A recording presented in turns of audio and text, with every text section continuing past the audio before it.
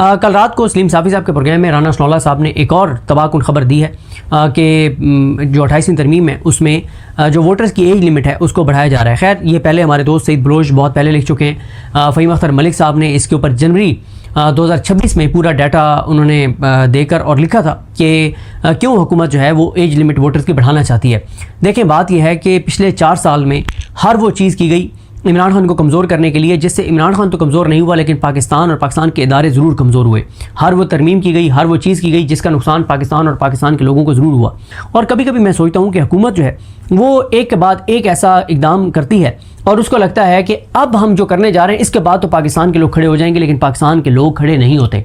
लेकिन ये जो चीज़ें करने जा रहे हैं अब तक की गई तमाम चीज़ों में से एक ख़तरनाक चीज़ इसलिए भी है कि ऐसे हालात में ये हो रही है कि पहले ही मुल्क के अंदर अनसर्टेनिटी बहुत ज़्यादा है, नफ़रतें बहुत ज़्यादा हैं, गुस्सा बहुत ज़्यादा है, बेरोज़गारी बहुत ज़्यादा है, अनसर्टेनिटी बहुत ज़्यादा है। और ये पाकिस्तान के अंदर लोगों के गुस्से में इजाफा करेगी, ख़ासतौर पर नौजवानों के गुस्से में ये चीज़ इजाफा करेगी। देखें एक तो बात यह है कि पिछले 4 साल में हमने देखा कि चाहे वो 26वीं आईनी तरमीम हो, 27वीं आईनी तरमीम हो, यानी अदालतों को ख़त्म कर दिया गया, कानून को ख़त्म कर दिया गया, इंसानी हकूक़ ख़त्म हो गए, आज़ादी ज़ाहिर राय ख़त्म हो गया, वोट के ज़रिए हुकूमतें तब्दील करने का इख्तियार लोगों से ले लिया गया। देखें हमने हमेशा दहशतगर्दों पे तनकीद की, हमेशा दहशतगर्दों की मुखालफत की, यहाँ तक कहा और कहते हैं और मानते हैं, दिल से ये मानते हैं कि बेगुनाहों को कत्ल करने वाले, बेगुनाहों को शहीद करने वाले जो हैं ये जहन्नमी कुत्ते हैं जो बेगुनाहों की जान लेते हैं। यानी इस हद तक हमारा मौक़िफ़ क्लियर है दहशतगर्दों के बारे में। और हम जब दहशतगर्द कहते हैं कि जी जो उनकी शरीयत है कि ये शरीयत नाफिज की जाए या पाकिस्तान के अंदर ये होना चाहिए, ये होना चाहिए, ये होना चाहिए, तो उनको हम क्या जवाब देते थे? हम उनको ये कहते थे कि आप एक पॉलिटिकल पार्टी बनाएं, आप पाकिस्तान के लोगों के सामने अपना मंशूर रखें कि हम इस तरह से शरीयत नाफिज करना चाहते हैं। अगर पाकिस्तान के लोग आपको वोट दें तो आप आएँ इक़्तिदार में और आप शरीयत नाफिज कर दें। हम हमेशा से हमारा मौक़िफ़ रियासी सतह पे और हमेशा से ये रहा है दहशतगर्दों के ख़िलाफ़ कि जिसका जो एजेंडा है वो अगर समझता है कि वो पाकिस्तान के लिए ठीक है तो वो एजेंडा लोगों के सामने रखे, इलेक्शन लड़े, वोट ले, हुकूमत में आए और वो उसको इम्प्लीमेंट करे। लेकिन 8 फरवरी को ये हक भी लोगों से ले लिया गया है। अब आप मुझे बताएं हम किस मुंह से उनको ये बात कहें? जस्टिफाइड नहीं है, वो जहन्नमी कुत्ते हैं जो बेगुनाहों की जान लेते हैं। लेकिन जो हमारे पास एक दलील थी, जो हमारे पास एक लॉजिक थी, जो हमारे पास एक उनको काउंटर करने के लिए एक आर्गुमेंट था, वो तो अब हमारे पास नहीं रहा। अब वो कहते हैं कि आप बताएं कि 8 फरवरी को तो वोट का हक लोगों से छीन लिया गया है। अब तो आइंदा ये बात तय है कि अगर मौजूदा रजीम रहती है तो आइंदा पाकिस्तान के लोगों के वोट से ना हुकूमत बनेगी ना हटेगी, बल्कि जैसे 8 फरवरी को पाकिस्तान के लोगों ने 2 तारीख दी इमरान खान को, लेकिन क्या हुआ? वो लोग आगे जिनको अवाम ने मुस्तरद कर दिया था, जिनको अपने हल्के के लोगों ने मुस्तरद कर दिया, उनके हवाले पूरा पाकिस्तान कर दिया गया। और उन्होंने पाकिस्तान के साथ 4 साल में जो कर दिया वो आपके सामने है। देखें बात यह है, बदकिस्मती से जो असल मुल्क के इश्यूज हैं उनके ऊपर कोई बात नहीं हो रही। क्यों? सारे के सारे फैसले एक शख्स इमरान खान को लेकर हो रहे हैं, उसको कमज़ोर करने के लिए। अदालतें ख़त्म कर दी गई, 50 वो जज भर्ती किए गए अदालतों के अंदर जो अगर पाकिस्तान में आइन और कानून की हुक्मरानी होती तो उनमें से एक भी नहीं आ सकता था। फिर जिस तरह से 26वीं तरमीम की गई, 27वीं तरमीम की गई, जो FIRs हुई, जो चादरवारी का तकद्दुस मवाल हुआ, जो लोगों के साथ हुआ, जो 26 नवंबर को हुआ, जो मुरीदके में हुआ, जो और सारे वाक़यात हुए, ये सब कुछ क्यों किया गया?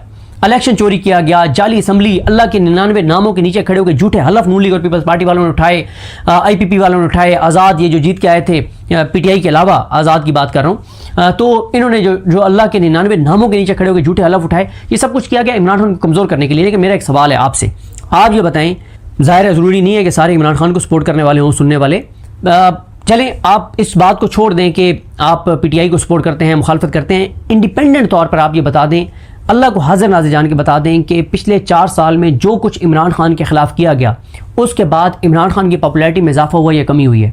जवाब यही होगा आपका यकीनन कि बहुत ज़्यादा इजाफा हुआ इमरान खान की पॉपुलैरिटी में। उसको और ज़्यादा अल्लाह ने इज़्ज़त दिया। क्यों? इज़्ज़त और ज़िल्लत अल्लाह ताला के हाथ में, ज़िंदगी और मौत अल्लाह के हाथ में, रिज़्क अल्लाह के हाथ में। इज़्ज़त और ज़िल्लत जब अल्लाह के हाथ में है तो हम देख रहे हैं अल्लाह की कुदरत का नज़ारा कि जिनके पास इक़्तिदार है, जिनको ओहदों पर बिठाया गया है, जिन्होंने अरबों खरबों रुपए खर्च कर दिए मीडिया के ऊपर, सोशल मीडिया के ऊपर। मरीम नवाज़ के हवाले से अनवर सुमरा साहब की खबर है 2 साल में 14 अरब रुपए यानी 1400 करोड़ रुपए खर्च कर दिया एडवर्टाइजमेंट के ऊपर। कहाँ है उनकी इज्जत? आपको नजर नहीं आ रहा कि उनकी कितनी इज्जत है? तो बात यह है कि इज्जत और जिल्लत अल्लाह के हाथ में है। 4 साल में पाकिस्तान कमजोर हो गया, पाकिस्तान के दायरे कमजोर हो गए, लोग करोड़ों बेरोजगार हो गए, गुर्बत का शिकार हो गए, अनसर्टेनिटी हो गई। हर दूसरा पाकिस्तानी कहता है कि हमें कहीं अपॉर्चुनिटी मिले हम जाएं, क्योंकि यहाँ तो रोजगार के मौके नहीं है। ये सब कुछ हो गया। इमरान खान की पॉपुलैरिटी बढ़ी है, कम नहीं हुई। लोगों की मोहब्बत उसके लिए बढ़ी है, कम नहीं हुई। फिर एक और चीज़ है, अच्छा, जो मैं आपको अर्ज कर रहा था कि जो असल पाकिस्तान के हकीकी इशूज़ हैं, 2.5 करोड़ बच्चा स्कूल से बाहर है, कोई उसके ऊपर काम नहीं हो रहा। एक्सपोर्ट्स गिर रही हैं, कोई उसके ऊपर काम नहीं हो रहा। दहशतगर्दी इतनी ज़्यादा बढ़ रही है, वो हमारा मैटर ऑफ कंसर्न होना चाहिए। मंशात इतनी ज़्यादा, हर तालीमी इदारे के अंदर मंशात फरोख्त हो रही है, इसके ऊपर कोई फोकस नहीं है। माहौलियाती आलूदगी, माहौलियाती दहशतगर्दी से हर साल पाकिस्तान के अंदर लाखों लोग जानों से जा रहे हैं, कोई इसके ऊपर फोकस नहीं है। ज़राअत तबाह हो रही है, कोई फोकस नहीं है। सरमायाकारी नहीं आ रही, कोई फोकस नहीं है। कानून की हुक्मरानी नहीं है, मतलब अदालतों के साथ जो कुछ हुआ है, इखलाकी तरबियत नहीं है, मतलब बहुत ज़्यादा इशूज़ हैं, बहुत ज़्यादा इशूज़ हैं पाकिस्तान के अंदर जो हकीकी इशूज़ हैं। दुनिया के अंदर जो टॉप 10 वो बीमारियां जिनसे सबसे ज़्यादा बात होती हैं, उनमें से हर एक में टॉप 5 में पाकिस्तान है। दुनिया में जिन 10 बड़ी बीमारियों से सबसे ज़्यादा बात होती हैं, उनमें से हर बीमारी में अमवात में पाकिस्तान टॉप 5 में। आप पोलियो देख लें, अभी आप एड्स देख लें, यानी मैं बात पैसे ओवरऑल कर रहा हूँ कि मुख्तलिफ बीमारियाँ जो दुनिया भर में जिनके हवाले से बड़ा, हेपेटाइटिस आप देख लें, शुगर आप देख लें, मतलब जितनी बीमारियाँ आप देख लें दुनिया भर में जिनसे सबसे ज़्यादा बात होती हैं, सबसे टॉप पे पाकिस्तान है। कुछ बीमारियों में तो नंबर 1 के ऊपर है पाकिस्तान। ये वो चीज़ें जिसके ऊपर काम होना चाहिए। और फोकस क्या है? इमरान खान का रास्ता रोकना है, अदलिया को ख़त्म कर दो। इमरान खान का रास्ता रोकना है, मीडिया का गला घोंट दो। इमरान खान का रास्ता रोकना है, सोशल मीडिया का गला घोंट दो। इमरान खान का रास्ता रोकना है, आवाम से वोट का हक छीन लो। मतलब ये चीज़ें पाकिस्तान के लिए लॉन्ग टर्म बहुत नुकसानदेह हैं। शॉर्ट टर्म तो आप चीज़ों को चला रहे हैं, लेकिन लॉन्ग टर्म ये चीज़ें पाकिस्तान के लिए बहुत नुकसानदेह हैं। अब आप देखें, 2 मफरूज़े थे मुस्लिम लीग नून के बारे में, ये जो अभी ये कर रहे हैं कि जी 25 साल की एज लिमिट कर दें वोट डालने के लिए। 2 मफरूज़े थे मुस्लिम लीग नून के बारे में। एक ये था कि जनाब जो बड़ी उम्र के बुजुर्ग हैं ना, वो नून लीग को वोट देते हैं। इस वक्त आप जाएं, जो बुजुर्ग हैं उनके अगर कोई रिपोर्टर वीडियो उनकी रिकॉर्ड करे, कोई रिपोर्टर पाकिस्तान में उनके व्यूज़ नहीं चला सकता। जो इस निज़ाम के बारे में उनके तासुरात हैं, कोई भी नहीं चला सकता जिसने पाकिस्तान के अंदर रहना है। हाँ, पाकिस्तान से बाहर कोई चला दे, लेकिन वो चला देंगे तो उस बुजुर्ग की खैर नहीं है जो पाकिस्तान में। लेकिन बुजुर्ग खुल के इसलिए ज़्यादा बात करते हैं नौजवानों से ज़्यादा, वो कहते हैं हमने तो अपनी ज़िंदगी गुजार दी, हमें मारने तो मार दें। यानी बुजुर्ग और ज़्यादा खुल के, और बुजुर्गों को और ज़्यादा तकलीफ है। वो कहते हैं ऐसा पाकिस्तान तो हमने सोचा भी नहीं था कि कभी ऐसा पाकिस्तान भी होगा, हमने तो कोई और ही पाकिस्तान देखा था। और फिर उनके सामने दरमियान में 30-40 साल में मुल्क की तबाही और बर्बादी किसने फेरी, और अब फिर 4 साल में क्या हुआ है। तो बुजुर्ग तो और ज़्यादा लीथल हैं इस मामले में। और एक चीज़ दूसरा, नून लीग के बारे में मिथ ये थी कि देहातों में इनको वोट बहुत ज़्यादा पड़ता है, क्योंकि एक सो कॉल्ड एक वो था कि जी क्योंकि देहातों के अंदर ज़्यादा तालीम नहीं होती, ये गलत एक वो था। तो इसलिए जब तालीम जहाँ पे नहीं है तो वहाँ पे नून लीग को वोट पड़ता है। और खुद नून लीग वाले भी कहते थे कि देही इलाकों से तो हम जीतते हैं। लेकिन 8 फरवरी ने यह भी साबित कर दिया कि शऊर का तल्लुक स्कूल जाने से नहीं है। अगर शऊर का तल्लुक स्कूल जाने से, कॉलेज जाने से, यूनिवर्सिटी जाने से होता तो मंसूर उस्मान अवान जो अटॉर्नी जनरल पाकिस्तान है, वो दुनिया की बेहतरीन यूनिवर्सिटियों में से एक यूनिवर्सिटी से पढ़े हुए हैं। क्या किया उन्होंने मुल्क के साथ? तो शऊर का तल्लुक स्कूल जाने से या किसी बड़े तालीमी इदारे में जाने से नहीं है। देहातों में, शहरों से ज़्यादा इमरान खान को वोट पड़ा है, तो वो भी इनकी गलत होगी। अब ये कह रहे हैं कि जी 25 साल एज लिमिट कर देंगे। इस पे हमारे दोस्त फ़हीम अख्तर मलिक साहब ने लिखा हुआ था 2 करोड़ 47 लाख वोट माइनस हो जाएगा।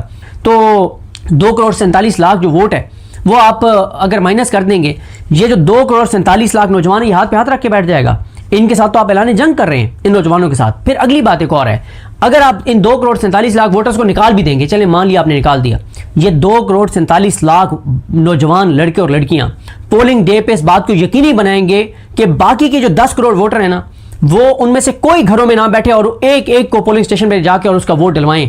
तो ये वो करेंगे नौजवान। मतलब आप जो नौजवान जिनको कहते हैं कि वो मुल्क का मुस्तकबिल हैं, जिन्होंने मुल्क की बागडोर संभालनी है, जिन्होंने मुल्क को आगे लेके जाना है, उनको आप कह रहे हैं कि तुम जाहिल हो, उनको आप कह रहे हैं कि तुम्हारी कोई हैसियत और औकात नहीं है, उनको आप कह रहे हैं कि हम तुम्हें मुल्क के फैसले करने के इख्तियार नहीं देंगे। इख्तियार तो आपने 8 फरवरी को पूरी कौम से ले लिया है, चाहे कोई 18 साल का नौजवान लड़की या लड़का था, या कोई 70 साल का बुजुर्ग था, या कोई 90 साल का बुजुर्ग था, चाहे कोई 100 साल का बुजुर्ग था, उनसे तो आपने पहले ही इख्तियार ले लिया है। 8 फरवरी को लोगों ने वोट तो नहीं दिया था ना इनको, जिनको लाया गया।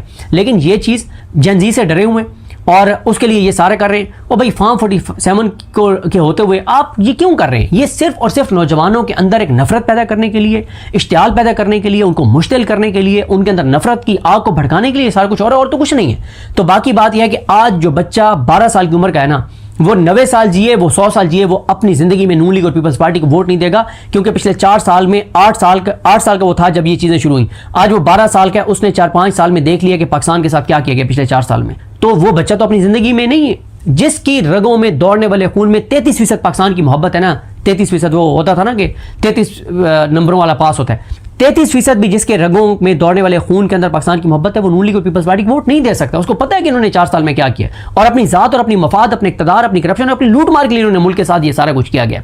देखिए मैं आपको बताऊं, मैंने देही इलाकों का जिक्र किया। मैं एक दिन मेरी बात हो रही थी सलमान अकरम राजा साहब से, मैं उन्हें बता रहा था कि मैं एक ये कसूर और ओकाड़ा का के बॉर्डर के ऊपर एक गांव है, मेरे ख्याल वैसे वो ओकाड़ा में आता है, फतियाना। हमारे दोस्त हैं अमजद जट साहब, बड़े मेहरबान हैं, मेरे तो बड़े एहसानात हैं उनके मेरे ऊपर।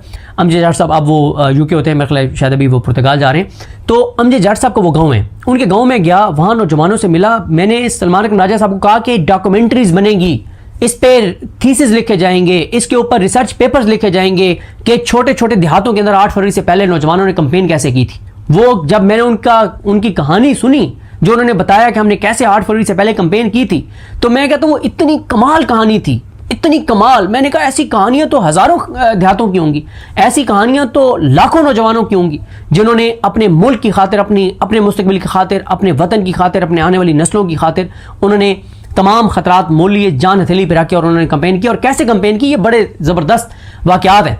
और इस पे अभी तो नहीं हो सकता, अभी तो जो इस तरह के इंटरव्यूज़ करेगा वो भी गायब हो जाएगा, और जो इंटरव्यू देने वाले होंगे वो भी गायब हो जाएंगे। तो जब हालात बदलेंगे और जल्द बदलेंगे इंशाल्लाह, तो फिर इस तरह की ये डॉक्यूमेंट्रीज बनेगी।